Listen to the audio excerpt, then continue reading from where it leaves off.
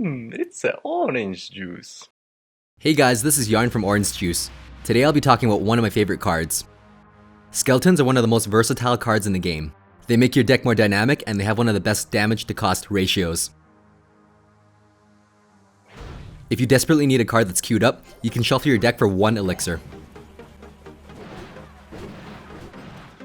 Though fragile, the skeletons will deal massive damage if accompanied with a tank. Since skeletons only cost 1 elixir, it's hard for your opponent to justify spending 3 elixir to arrow them. If you don't have splash or arrows available, you can use skeletons to tank a few shots and pull a crowd of minions upward. You can also pull half of them within range of your other tower.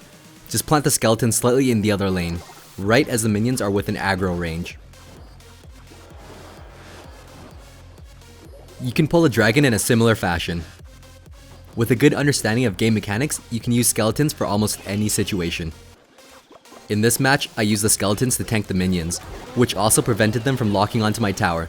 Then I used the melee goblins to simultaneously pull the minions and take out the princess. If a single mini tank or ranged troop engages your tower, unsupported, it can still deal hundreds of damage to it.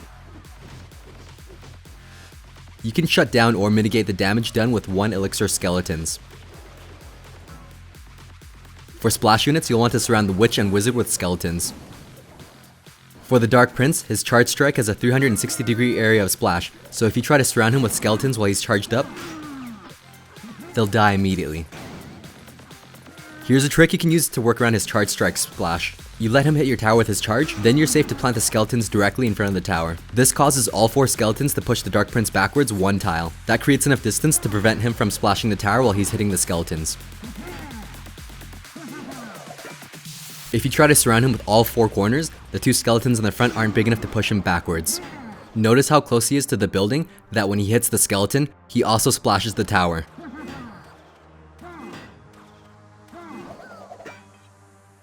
That's over 100 damage to the tower that you can prevent with proper technique. If the prince is nearing your building, skeletons work great to stop him from hitting your tower with his charge strike.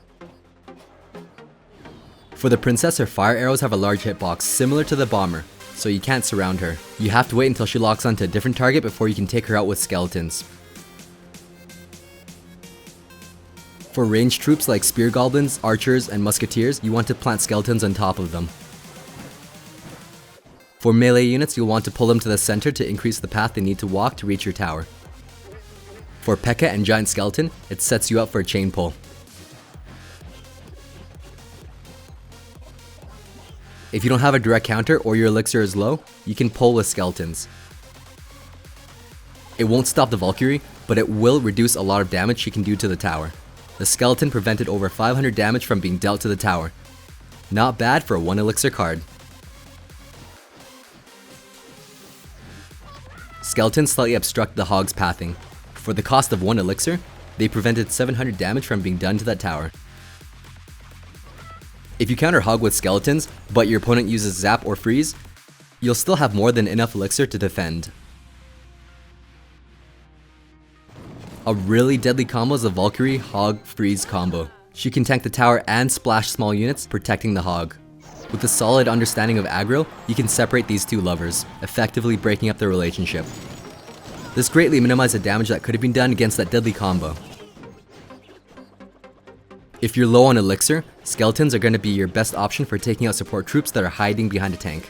You'll want to wait until they've locked onto your tower, then you can place the skeletons behind the troops to take them out. You shouldn't place them in front of the troops since that'll push them out of range of the tower and cause them to retarget your skeletons. If you see a giant coming, one strategy is to pressure the other lane, forcing them to abandon their giant combo attack.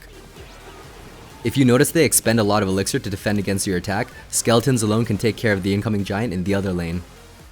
Here's another scenario. My opponent overcommitted elixir on those barbarians, I had skeletons coming up, so I pushed the other lane and distracted the barbs with skeletons.